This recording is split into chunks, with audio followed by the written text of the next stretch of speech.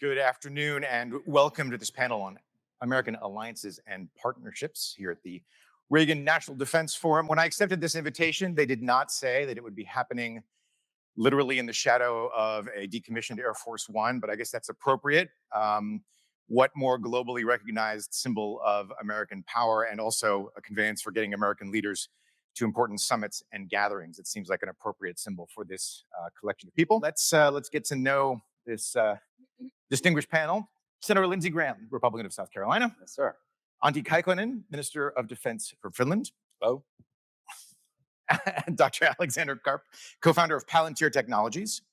Minister Ng, Minister of Defense for Singapore. And General Laura Richardson, Commander of the U.S. Southern Command. All right, as we gather here today, I probably don't need to make a laundry list of all the different ways that American partnerships, alliances, and relations are being strained. You know, the obvious one, Russia's expanded war in Ukraine, China's designs on Taiwan, the perennial challenges, Iran, North Korea, the situation with the climate crisis, China testing us another way by seeking influence across the globe, notably in Latin America. There are a lot of questions now about the future of alliances and partnerships. And Dr. Karp, love your thoughts on this moment in public sector, private sector cooperation. I feel like following the war in Ukraine, if I open up my newspaper, I see satellite images produced by a private sector firm. When I read about communications in Ukraine, I see private firms coming in and shouldering a lot of the burden. How has this conflict, if it has, transformed that relationship? well, I think this is I'm a reformed philosopher, and which I won't bore you with the academic, but before February 24th, I think the narrative among our adversaries, and certainly even among some of our allies, and when I've talked to them, a lot of our business outside of America was something like, "Well, you in America, you love liberty, you produce great films, but in fact, the adversaries are as good as you are on military, and they're willing to do things you're not." And I think the February 24th and what's happened in the Ukraine, involving technology in ways some can't really talk about always in public, has changed the narrative around war and America to it's the liberty loving, tech building people of the West, especially of America, who produce products that are so superior that the non freedom loving people need to shiver a little more than they have in the past. And this is crucial for the West and all of our allies who primarily love the freedoms and liberties we have, to show our adversaries that in fact we are superior at modern warfare, which I would define as tech enhanced kinetic attack weapons. So software enhanced. The fact that software is eating the world is horrifically important for businesses. Most of our businesses in the private sector, but it's particularly advantageous for America because America is the best at building software. And the fact that we can build weapons, software enhanced weapons that really make our adversaries quiver, as Senator Graham said in a more articulate way than I could, that prevents war. And now, what does that mean for the tech sector? You're seeing a lot of tech companies who once thought the way to support the US military was to first hand technology to our adversaries. And this has shifted. There's more of a unity of we are going to support the US government, not just crazy Palantir and their crazy, batshit crazy CEO. It's like, we are going to support the US government. And this is crucial. It's like we have the resources in this country. We often have not used them to support our warfighters. And that's changed. And in great part because our adversaries are clearly just worthy of getting kicked in the fanny. Minister Ng, you've got a front row seat to American competition with China. We hear a lot of chest thumping rhetoric out of the United States. We're doing great in getting all these allies and partners together to counterbalance China. What could we be doing better? The thing is, there's in philosophy of sometimes you have dynamics that are kind of autopoietic, meaning they self-actualize. A lot of your questions are what should we ought to do, but in reality, American business has decoupled from China. And I would say the dynamic in this country is very much one of skepticism, and that is going to affect our policies. And I believe, you can argue about what should happen, but what will happen is a decoupling. Now, again, not saying that's what one should want, but if you look at the pressures on business, the pressures on military, the pressures on polity, Americans by and large support this. And then again, in American business currently, 5, 6 years ago, there was a lot of people, there were a lot of industries that thought they were going to export to China and America. There still are some, very few. And so that's just going to have a very different dynamic on the future. Um, and again, I would disambiguate is and ought. I think that is what's going to happen. So let me stay with you. One of the notable phenomena in the aftermath of Russia's expanded war in Ukraine was the flight of private sector business from Russia. Does that merely reflect the coercive power of sanctions, or is there something else happening here?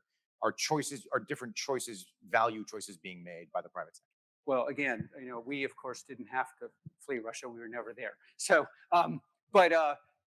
I think honestly, I think good moral choices will lead to good business choices. But I think what really is going to hurt Russia over the long haul is just there's in my business, you need the best of the best of the best of the best. And they do not want to work in a country that is invading their neighbor and committing atrocities.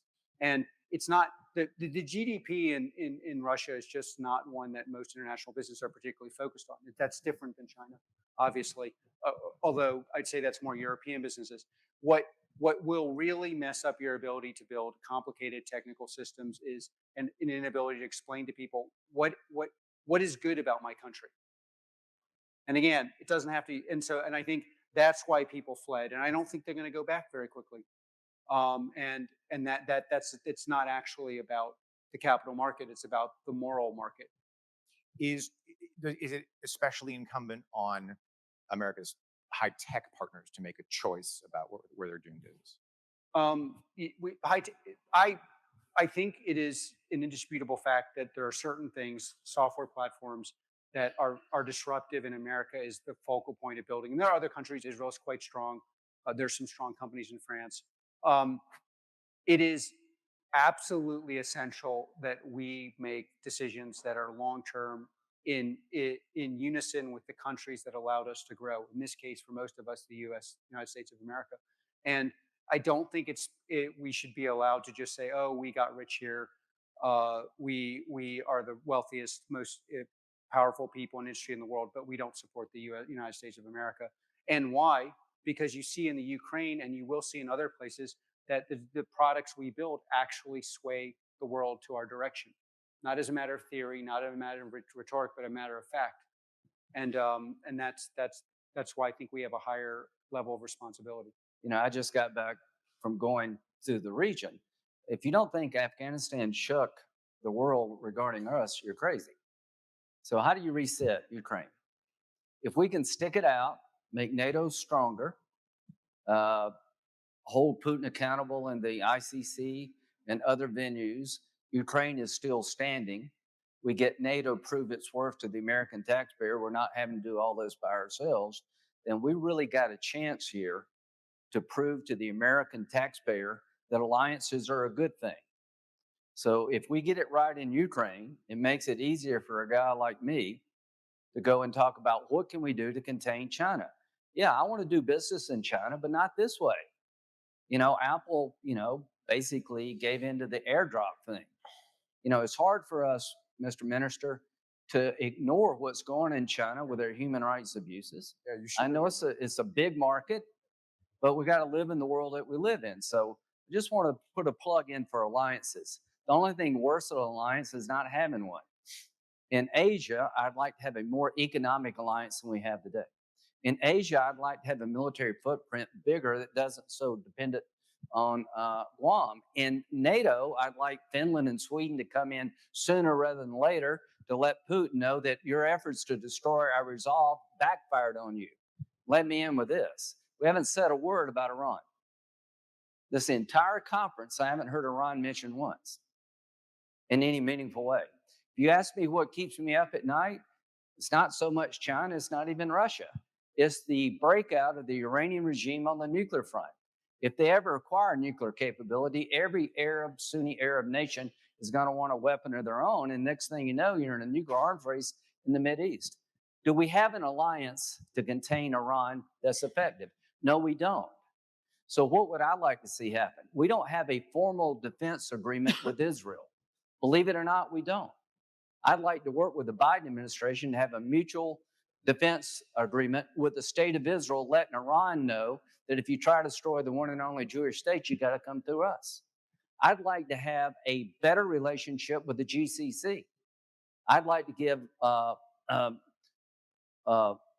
NATO status, like what's the term? Major non-NATO ally status to the GCC. I'd like to pull them in our orbit. We got tons of problems with Saudi Arabia. They don't wear the democracy shirt, but they're important. So it's just not the shirt you wear. I'd like to accelerate reform in Saudi Arabia, but I'd like to form an alliance between the Arabs and the Israelis and the United States that makes it less likely there's going to be a breakout in Iran. That means we're going to have to show up in places. We're going to have to deal with people we don't like. I'll end with this. On the developmental aid side, where you can affect behavior without having the threat of military force, our country is in a world of hurt. We're giving Africa almost wholly to China because we're not showing up. And all things being equal, the African people would rather do business with us for a variety of reasons. So this whole topic of alliances is really important to me. Our budgets are not consistent with having the deterrence we need militarily.